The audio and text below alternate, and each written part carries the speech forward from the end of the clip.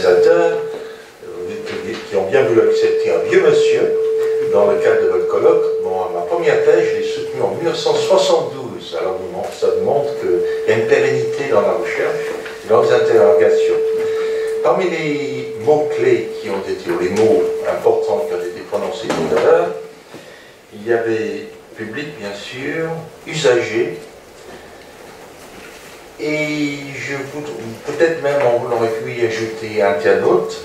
Moi, je vais parler un peu des professionnels de l'information qui, à bien des égards, vont faire état de leur perception de leur public, ou des consommateurs des nouvelles. Et le mot consommateur va revenir assez souvent dans ce que je souhaite dire. Alors, j'avais envie de commencer en vous faisant un choc. J'allais crier au feu, au loup. Ça veut dire quoi? Je voudrais... Ça, c'est un message urgent. Attention, ça tombe. Bon. Mais comment est-ce qu'on aurait mis ça dans un récit d'information? On aurait dit, Monsieur Palmer, Michael Palmer, à 11h25, à l'université de Lorraine, a crié d'un coup au loup, au feu, devant un public de doctorants, et on aurait répondu aux fameuses questions: qui ou quoi a fait ou dit quoi, à qui, quand, je ne vais pas préciser l'heure, et on aurait mis de côté pourquoi. Pourquoi? Il veut attirer votre attention, mais on ne sait pas, on n'ose pas le dire. On se serait cantonné au récit factuel. Et vous avez été le public, et après il y aurait ce récit qui aurait été diffusé à d'autres, entre guillemets, publics qui auraient été touchés par un récit d'information et nouvelles. Eh bien, c'est un peu autour de ces questions-là que je vais axer ce que je souhaite vous dire. Si je vais employer souvent la notion de consommateur des nouvelles, peut-être plus encore que public, bien sûr c'est une question controversée, c'est un peu parce que depuis des années je travaille sur des journalistes, notamment les journalistes des agences d'information, et ils sont de plus en plus obligés de penser à leurs destinataires de leur récit, les destinataires de leur récit comme, entre guillemets, des consommateurs. Sur des sites, des médias de tous ordres, mais bon, c'est un peu ça. C'est une logique à la fois ancienne, mais qui s'est actualisée, me semble-t-il, ces derniers temps. Alors, j'ai beaucoup travaillé sur des travaux américains, aussi européens bien sûr, mais je vais peut-être me cantonner dans un premier temps à prendre certains courants de la recherche américaine depuis des lustres, à dire ouais, qui vont nous aider peut-être à percevoir, à penser ces questions du public des médias, le public des nouvelles, à partir d'une vision que je dirais, pour aller très vite, consumériste. Évidemment, depuis les lustres aux États-Unis, beaucoup de travaux anciens ont parti de la question de la liberté des médias, la liberté face à l'État. Mais il me semble que, au moins après depuis une cinquantaine d'années, de plus en plus de chercheurs, peut-être même plus, américains, sont préoccupés par comment penser le public, les destinataires des médias, avec cette logique consumériste qui est allée en s'accroissant. Ceci pour dire que, en effet, à partir du moment où on a voulu quantifier les messages, quantifier le contenu de ce qui était acheminé par les médias, de plus en plus, à mon sens, bien des chercheurs américains, et ça dès les années 30, 40, ces derniers, ont voulu utiliser, capter les techniques qui viennent de la mesure, souvent la mesure des sondages, et la calcul, la mesure et l'impact des messages, le calcul des audiences réelles ou perçues, c'est pas la même chose, et tout ceci, à mon sens, a été très largement influencé par le développement de cette même époque, dans les années 1930, 40, des études sur les sondages,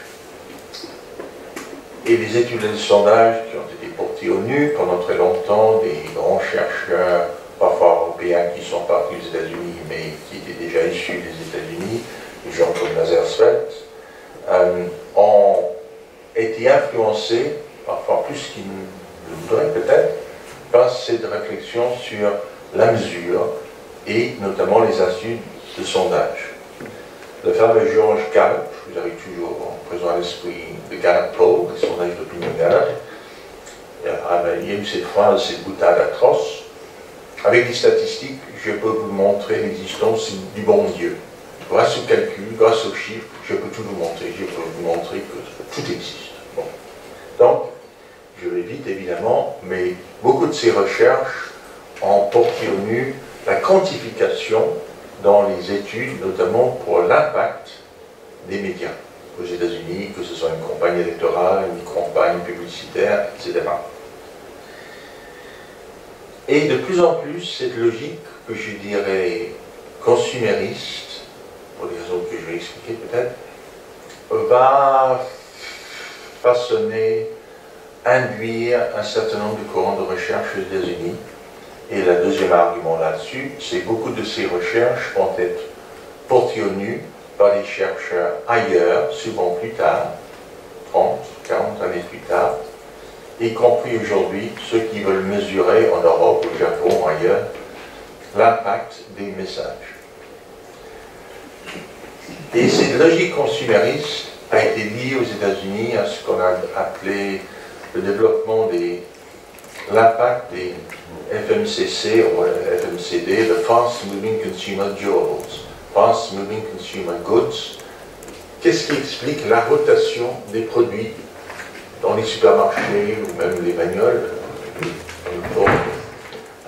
Comment est-ce qu'on peut mesurer, capturer tous les indices de l'impact des produits et à terme des nouvelles? Et cela a été fondamental dans beaucoup de cours de recherche, oui, encore d'abord aux États-Unis, mais pas seulement. Et on voulait de là aller jusqu'à mesurer l'opinion. Et l'opinion, la réflexion sur les mots comme opinion, esprit public, opinion publique, peu à peu, il y a de longs courants évidemment, il y a des courants très anciens qui s'intéressent à ça, mais il y a toute une série de courants de recherche américaines, je prétendrai, qui ont dit l'opinion, c'est d'abord mesurer l'impact sur les produits, une finalité publicitaire, et ça tourne très vite. Et c'est ces notions de la vitesse, la rapidité pour cette mesure de l'impact de cette chose, de message publicitaire, qui ensuite va être traduit aux impacts sur des nouvelles. Bon. Alors, il y a là-dedans deux faits, deux facteurs. Vous avez été nombreux, j'imagine, à lire Habermas, l'usage public de la raison. Ce que je voulais mettre à côté de cette notion de l'échange et l'usage public de la raison, l'argument le mieux développé, argumenté, doit primer. À côté de ça, je voulais mettre un chercheur français, je ne suis pas un universitaire, mais c'est un homme d'importance, Gabriel Tarde, que d'autres d'entre vous ont lu. Et lui, à un moment donné, dans un texte 1898, il parle de la sensation de l'actualité. Et ce que je suis en train de vouloir mettre en place, c'est le rapport entre la sensation, les affects, et la raison. Qu'est-ce qui nous motive à nous intéresser à telle ou telle nouvelle? Est-ce que c'est l'impact sur nos émotions, ou est-ce que c'est l'appel à notre raison quand même? Les élections qui ont lieu dimanche, en principe, ça nous travaille pour les motifs, entre guillemets, rationnels en dehors d'autres facteurs. Bon. Alors, ce creusement de l'affect et de la raison, il me semble que les professionnels qui veulent mesurer l'impact de leur message, de leurs nouvelles, sur, entre guillemets, ce qu'on représente comme des publics, et de plus en plus avec une logique de consommateur, va être majeur. Quand j'ai fait ce papier, nous étions en février, nous étions l'affaire de Kiev, nous étions dans l'affaire des Jeux Olympiques de Sochi, etc. Pour vous maintenant, Sochi, c'est du passé, on n'y pense pas. Kiev, c'est toujours là. Bon, peut-être plus récemment, côté nouvelle européenne, vous avez tous été marqués, côté affect, plutôt que côté raison, par le cher monsieur autrichien qui a gagné le chanson d'Eurovision, je veux bien, mais ça a été un événement marquant de l'actualité, entre guillemets, européenne de ces derniers temps. Bon, on peut en discuter. Toujours est-il, quand on est sur ces questions-là, on va mesurer l'impact des messages et les représentations qui sont données des usagers de ces messages. On est obligé de tenir compte, en effet, et de l'affect et de la raison, me semble-t-il. Public, opinion publique, consommateur. Moi, comme vous, maintenant, vous bataillez avec ces questions. Moi, j'ai trouvé il y a longtemps, pas une solution, mais une entrée, un mode d'accès à ces questions, en travaillant sur les professionnels de l'information, notamment les agenciers, les agences d'information, les RIP, etc., pour voir quelles étaient leurs représentations de la nouvelle, des nouvelles qu'ils diffusent, et quelle est leur représentation des publics, des marchés auxquels ces nouvelles sont destinées. Mais de plus en plus, il a fallu tenir compte de ce qu'on appelle, ce mot atroce, l'attention span, le laps d'attention. Le laps d'attention. Là, je vous parle de 10 minutes, votre attention commence à disparaître.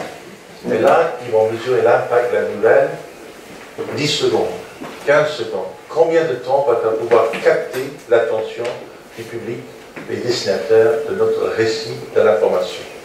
Il y a tellement d'informations, etc. Tout l'argument, on le connaît par cœur. Donc, ils ont développé des outils de mesure entre eux pour essayer de saisir cet impact de leur message, les nouvelles. Eux, ils vont dire, mais c'est nous les premiers publics. C'est nous les publics. C'est nous les publics de professionnels. On a parlé de Twitter, etc. Oui, mais c'est nous qui, en premier lieu, utilisons Twitter. Ensuite, un laps de temps de plus en plus court.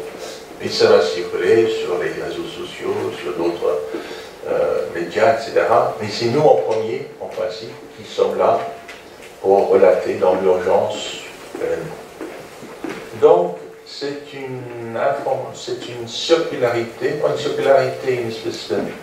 des professionnels en première ligne, et pour produire l'information, et pour mesurer l'impact de cette information, mais auprès d'eux-mêmes.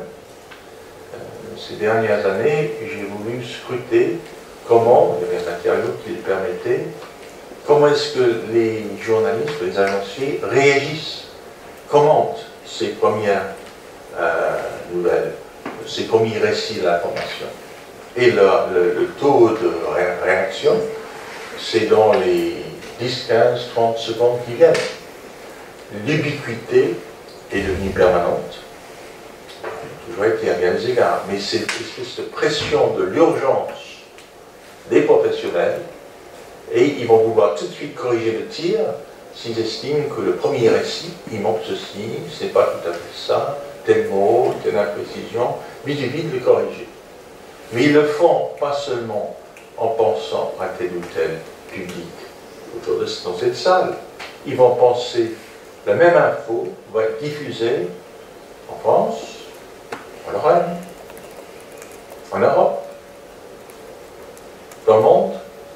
Ils vont penser Amérique latine aussi bien qu'Amérique du Nord, Asie du Sud-Est aussi bien qu'Asie du Nord.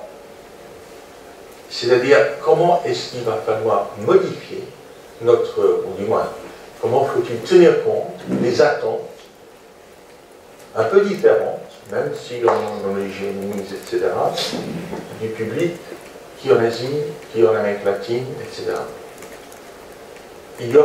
Donc il y a un débat chez eux. Qu'est-ce qui est l'information universelle pour tout public, où qu'il se soit, où qu'il se trouve, que ce soit un sportif, que ce soit un homme d'affaires, que ce soit monsieur, madame, tout le monde. Et puis, est-ce qu'on va la géolocaliser? Est-ce qu'on va la tailler un peu selon le marché latino-américain? Encore. Donc, ce type-là de réflexion a lieu constamment des outils de mesure, d'impact, les représentations qu'ils ont de l'impact de ce message, c'est partout. Et c'est ça que j'ai voulu traiter ces derniers temps, mais avec un bémol. De plus en plus, tout à l'heure, on avait l'exemple d'un Twitter. Je me souviens d'un journaliste Reuters, un responsable rédactionnel, qui disait « Chic, alors, j'ai réussi à tweeter mes propres collègues. » C'est-à-dire, moi, j'étais dans la salle où il s'est passé quelque chose, j'ai donné mon tweet avant même que le récit d'information ait été diffusé par M. le Reuters. Des pressions internes les uns sur les autres, ça aussi, ça joue. Mais là, il y avait la question de comment tenir compte de cette diversité de public, parce qu'ils vont encore utiliser le mot public, mais en pensant de plus en plus aux consommateurs de l'information où qu'ils se trouvent. Et il me semble que cette news consumer, en anglais ça paraît, en américain ça paraît un peu moins dur que consommateur de l'information en français, mais là aussi, ils vont tenir compte de la langue. Est-ce que c'est l'espagnol, est-ce que c'est le français, c'est l'anglais, c'est l'anglais américain, l'anglais latino, etc. Donc, tous ces paramètres, ils ont conscience de cela en pensant au mot destinataire. Mais le facteur qui intervient, pardon, je me suis un peu gouré, le facteur qui intervient de plus en plus, depuis, mettons, 10 ans, c'est, attention, la tranche d'âge du moins de 35 ans, des moins de 30 ans. Ils s'intéressent beaucoup moins à l'information que leurs aïeux, de ceux qui ont encore maintenant 50 ans. Et comment est-ce qu'on va même introduire un peu de, j'allais dire, mais c'est affreux, une logique à la Facebook, la circularité des réseaux sociaux, dans notre manière de traiter l'information. On nous dit, beaucoup d'études le montrent, les jeunes sur leur site Facebook, eh bien, le taux de reprise des sites d'information baisse. Et comment est-ce qu'on, à la fois, employer un discours amical, friends, dans notre manière de rédiger l'info? Non, on ne doit pas. On ne voit pas, ça va à l'encontre de toute notre formation professionnelle. Mais c'est un débat qui est présent. Je ne dis pas qu'ils ont trouvé la solution, mais ils multiplient eux-mêmes de plus en plus de sites avec des partenariats, des insights, AFP, des partenariats de très jeunes qui utilisent beaucoup d'informations qui arrivent de réseaux participatifs, etc. Donc, la question se pose, est-ce qu'il y a une façon de... On ne va plus faire une information à l'ancienne, le discours à l'ancienne des années 70, 1970, c'est plus ça du tout. On fait autrement. Mais aussi, et c'est le dernier point que je vais développer, j'ai regardé ces derniers temps ce qu'on appelle les top news stories, les nouvelles dominantes à travers le monde, d'après Google et Yahoo. Et là, de plus en plus, il y a AFP diffuse une espèce de récapitulatif de top 10 world stories d'après each week, Yahoo, Google. Et ils vont nous dire, est-ce que, mais c'est des exemples que j'avais mis dans le papier, est-ce que l'information soft, qui fait appel aux affects, est de plus en plus présente et le récit de l'information hard, classique, et non pas évincé, il est toujours là, mais plus sur la touche que par le passé. C'est-à-dire que, est-ce que les pratiques des jeunes, oui, des très jeunes, et leur attente, l'information qui suscite de leur plaire à eux, paraît-il, selon les taux d'usage, va modifier même la manière traditionnelle de traiter des hard news. L'argument là, c'est que le soft news montre de plus en plus, non seulement le contenu, mais même la manière de le raconter, au dépend du hard news. En tout cas, c'est un débat qui agite seulement de rédaction. Et dernière remarque qui fait lien avec quelque chose qui était évoqué, je crois, par Antonin tout à l'heure, cette recherche de ce qu'on appelle les langages, les interfaces. Autrefois, les agences, mettons, étaient étaient en concurrence, bien sûr, mais elles avaient des dispositifs techniques qui n'étaient pas coordonnés les uns avec les autres. Or, de plus en plus, à peu près depuis la fin des années 90, les années 2000, il y a adoption de ce qu'on appelle le code IPTC, International Press Telecommunications Council, qui fait que tout message doit pouvoir, par les machines, les unes et les autres, les uns et les autres, les médias, être transposé, accessible à tous, presque tout de suite. Parfois, il y a un petit peu un différentiel de temps, mais il se réduit. C'est l'opposé de ce que je disais, c'est une forme de uniformisation de tout support, de tout média, de tout récit, qui va à l'encontre de ce que je disais tout à l'heure sur la spécificité du public latino-américain, etc. Ça va à l'encontre à bien des égards. Mais là, il y a la question de l'outil technique permettrait ces interfaces croissantes entre ensemble, c'est pas que les agences, les grandes télé, etc., américaines, etc., s'en servent aussi. Donc il y a, c'est pour dire, juste pour conclure, que sur les publics, pour les représentations qu'ils ont des publics, qu'est-ce qui est, en guillemets, universel comme mode du récit, et en même temps, qu'est-ce qui est représenté comme spécifique. Et juste pour dire un mot, là-dessus, dans ces codes IPTC, il y a des langages, text languages, et il y a, mettons, pour les sports, vous avez plus de 150 catégories de sports, d'après leur lexique. Or, on sait très bien que, mettons, le cricket, ça a intéressé le monde anglo-saxon, en principe, pas le monde des Français, ils ont raison, j'ai rien dit. Par contre, il y a des sports mineurs où vous allez trouver des pratiquants à travers la planète sans qu'on s'en aperçoive. Vous ne pensez pas tous les jours que le Tour de France est archi suivi à Hong Kong. Bon, il y a de ces aspects inattendus parfois, les publics, qu'il faut avoir un petit peu présent à l'esprit. Il faut faire une cartographie de tout ça. Bon, je vais arrêter là. Merci. Merci beaucoup. Merci beaucoup pour cette communication, d'avoir également respecté le temps qui nous est imparti. Je laisse donc la parole à la salle si vous avez des questions. Vous pouvez appuyer sur le petit bouton rouge. Oui. Merci beaucoup pour cette communication. Attends. C'est bon. Merci. Ce que vous avez dit sur les affects et la raison est assez intéressant, mais je voulais savoir à quel niveau cela a été mesuré. Est-ce qu'on peut vraiment faire une distinction entre affect et raison?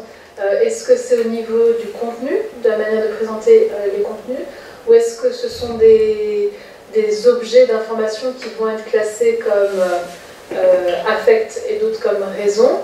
Et alors bon, j'ai bien compris que c'était du côté aussi des représentations des journalistes, parce que dans les faits, même si une nouvelle, on peut la prendre par l'affect, on peut aussi dans le temps prendre de la distance et à travers d'autres médias aussi alimenter notre partie raison.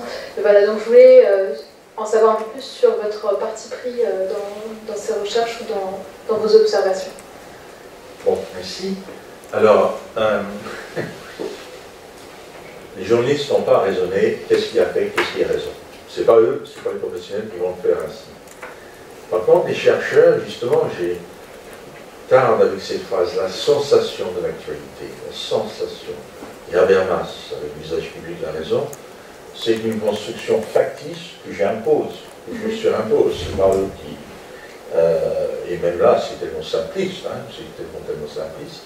Mais il y a quand on regarde, je ne sais pas, j'ai lu des textes dans la presse du XVIIe siècle, même si c'est une presse contrôlée tout ce qu'on veut, eh bien, il arrive que D'abord, il y a première chose peut-être, il y a une prime à l'urgence. Avant l'affect et avant la raison. Il y a une prime à l'urgence. Je tombe de la table, et là, c'est une nouvelle. Tout de suite. D'abord qui je suis, etc. Je tombe. Bon. Pour nous, etc. Il y a une prime à l'urgence, mais après, dans les récits, Alors, ce que j'ai voulu pointer, c'est que pendant des années, des lustres, les fameuses 5 questions qui ou quoi, fait ou dit, etc., le récit factuel a été porté au nu. D'accord. Il fallait que le journaliste bâtisse son texte comme ça. Bon, très bien. Les anglo-saxons, etc. Parfait. Mais, quel impact sur qui? Toujours la question, qui va choisir pour mettre en ligne, pour mettre en avant? Et bien souvent, ces notions, qu'est-ce qui est, entre guillemets, j'ai dit la raison, c'est-à-dire c'est censé toucher ou concerner l'opinion des êtres rationnels. On s'inquiète de ce qui se passe en Ukraine, on s'inquiète, etc. Alors, on s'inquiète, c'est plus affect, mais bon. Mais il y a une part de raison, de récit factuel qu'il faut connaître. Puis en même temps, vous avez ce dont allemand, le cher monsieur autrichien, qui gagne une barbe, il gagne sa barbe. Donc, cette notion de quelle est la part des uns et des autres. Et il me semble, même si c'est simpliste, que l'urgence d'abord, affect et raison, ils vont un petit peu l'un contre l'autre, si on peut dire, et quelque chose qui revient souvent. C'est les bon, encore une fois, c'est ça qui est toujours tuant contre l'un et d'autres collègues. On parlait des flux de l'information, les flux de données. On cherche une entrée un peu simpliste pour dire est-ce que tout peut se mettre sous telle ou telle étiquette? C'est la façon simpliste. Mais les uns et les autres, vous avez posé la question pourquoi vous avez choisi tel thème, tel sujet.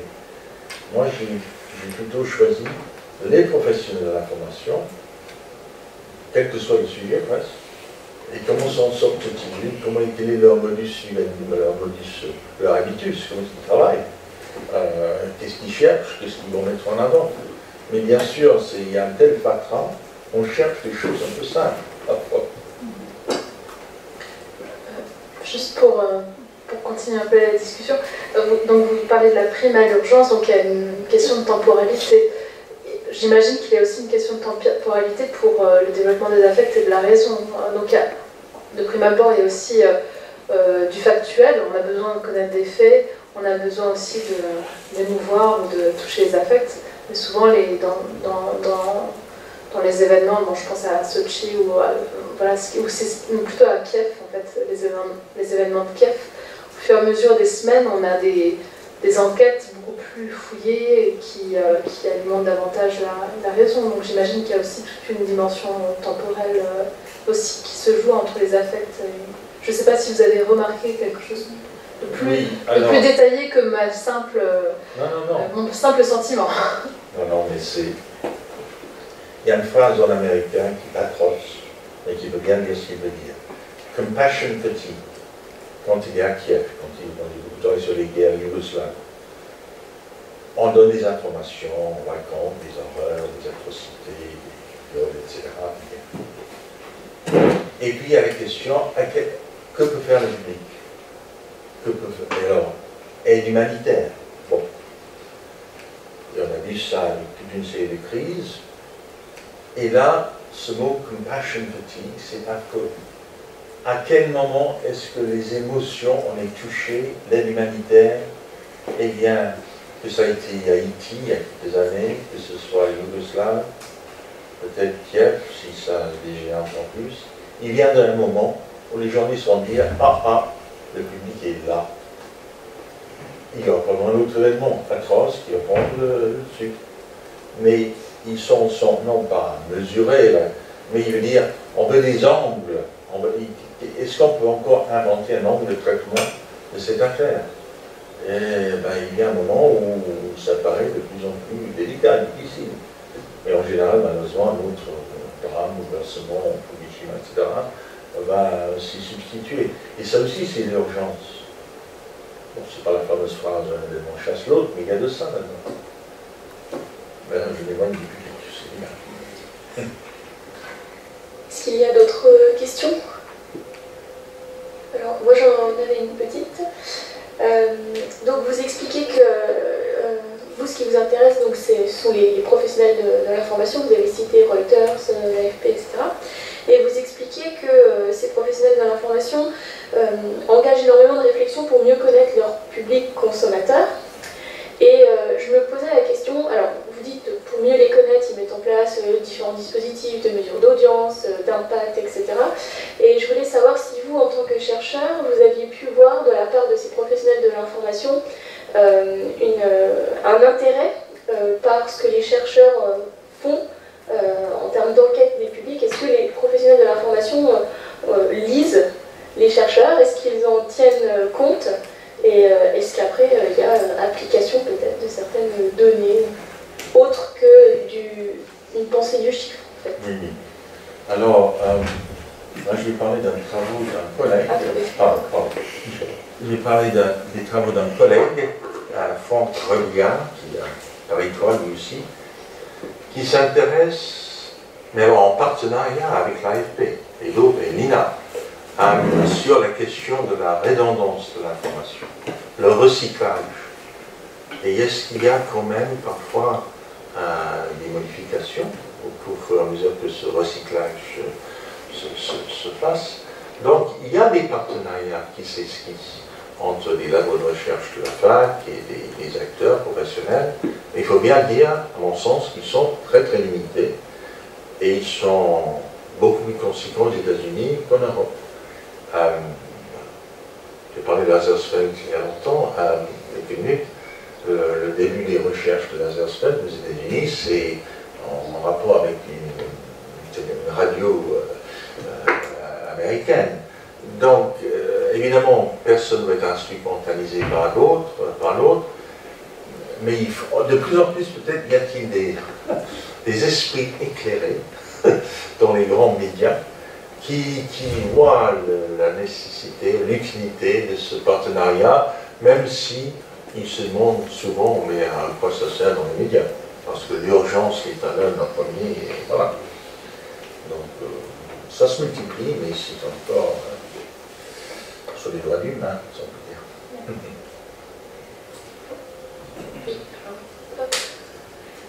Merci. Alors, moi j'ai une question sur le mot consommateur de nouvelles, en fait, parce que je ne vois pas trop l'articulation entre un consommateur de nouvelles et public, enfin des consommateurs de nouvelles et des publics. Est-ce que c'est une autre dimension du public? Est-ce que c'est un autre regard? Est-ce que ce sont des notions qui pourraient être complémentaires ou une qui se substitue à l'autre? Voilà, c'est ce qui m'intéresserait. Merci. Merci. Alors, effectivement, c'est un américanisme. News consumers. Vous allez avoir ça de plus en plus dans certains écrits des chercheurs, aussi bien que des pratiquants, des professionnels. Évidemment, consommateur en français, ça introduit peut-être davantage de résistance quand on l'entend. Mais dans la mesure où, c'est pas un truisme, c'est pas une vérité de la palisse, dans la mesure où la mesure d'impact des audiences, je n'ai pas encore une telle audience, mais telle ou telle émission sur telle ou telle chaîne, etc. Et à TF1, c'est la même chose, en mesure. Et de plus en plus imprègne la manière de penser les programmes, de bâtir le programme, l'émission, de penser le produit info. C'est cette notion de news product qui va avec consumer. Mais évidemment, on va dire, nous, non, le public, c'est l'esprit public, c'est le bureau d'esprit public, c'est l'opinion publique. Toute nos belles générations d'historiens ont beaucoup travaillé là-dessus. Mais ce que j'essaie de dire là, c'est qu'on a une représentation assez 18e, 19e siècle. Aujourd'hui, est-ce qu'eux aussi, avec une multiplicité des sondages, des études Sciences Po, etc., est-ce que notre public est de plus en plus, même en France, perçu comme un consommateur d'idées, un consommateur de nouvelles, etc. Bon, ça fait café commerce, mais il y a de cela quand même, notamment dans qui finance les études d'impact d'opinion. Bien sûr, on connaît les études Sciences Po, Mais beaucoup de les boîtes qui sont derrière, c'est des annonceurs, ce sont des marques. On connaît Sciences Po, etc., ils ont pignon sur rue. Mais l'essentiel de ces études sont menées pour une logique marchande par des grosses boîtes. Je ne peux pas tous vous attrister. Hein. Est-ce qu'il y a une autre question, une dernière? Oui.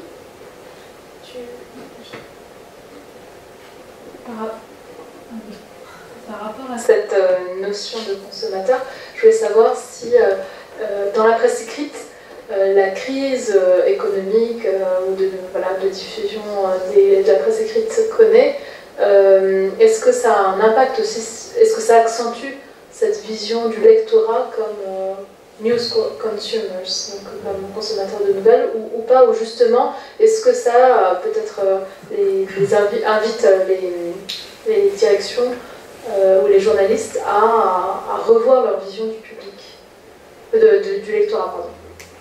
Oui, alors, c'est la fameuse phrase du verbe Mary autrefois, ce n'est plus le journal qui apprend la nouvelle. La radio, la télé qui diffuse la nouvelle en premier. Donc vous avez toute une série de journaux, style Libé, style Le Monde, où le débat, et par le débat, on développe, et vous avez un peu, je vais dire très, très méchant, mais le récit des nouvelles, c'est des 20 minutes, c'est du... il lui a s'arrêter comme une minute, hein, bon, on va être alors, the nugget, il y avait cette phrase qui date du 19e siècle, the news nugget, l'essentiel de l'info, d'un journal en 1896 qui dit on peut vous donner l'actualité du monde en 60 secondes. Déjà, à l'époque, dans un journal, bizarre, que le lecteur va pouvoir visionner, premier regard de la une, 60 secondes, il a tout compris. Mais déjà, c'est vieux. Eh bien, ici, la notion, c'est que non, que médias. Mais est-ce que la Républicain Lorrain, je devais dire ça, il y a quelqu'un du Républicain Lorrain dans la salle, est-ce qu'ils vont porter autant d'attention aux pages débat que Le Monde, l'idée? Si c'est un débat sur l'actu très régional, très local, peut-être, oui. Et on développe les pages, alors là, effectivement, un peu consumérisme dans l'autre sens, les services, l'infoservice, etc. D'accord. Mais ils sont tous à la recherche, bien sûr, de la bonne ligne rédactionnelle. On a un peu de ceci, on a un peu de cela. Est-ce qu'on va avoir un débat d'idées sur Métis? Je ne sais pas. Peut-être qu'il y a quelque temps, oui, il y en avait un. Mais c'est le problème, là. Dans la vie quotidienne